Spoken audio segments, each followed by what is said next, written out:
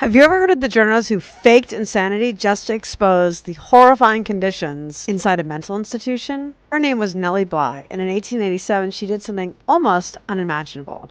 At just 23 years old, Bly convinced doctors, police, and judges that she was mentally ill so that she could be committed to Women's Lunatic Asylum on Blackwell's Island, what we now call Roosevelt Island in New York City. What she found there was horrific. Patients were forced to sit silently on benches for hours. Hard benches. The food was rotten. Women were beaten by nurses. Ice cold baths, neglect.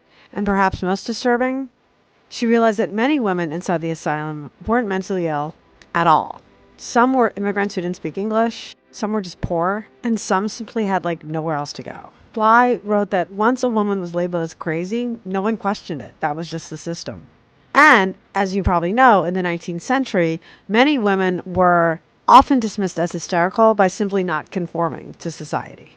After 10 days, her newspaper got her released, and she published her explosive expose, 10 Days in a Madhouse. The public outrage that followed was effective. It forced investigations, reforms, and increased funding for mental health institutions. But during Mental Health Awareness Month this May, Nellie Bly's story reminds us of something much bigger.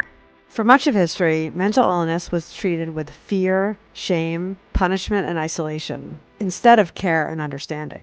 And while we've made a lot of progress, there's still a lot of stigma around mental health. And yes, Nellie Bly was the same woman who would later travel the world in just 72 days and become one of the most famous reporters on earth.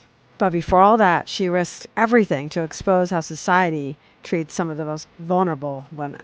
That's the power of journalism, and that's the power of history.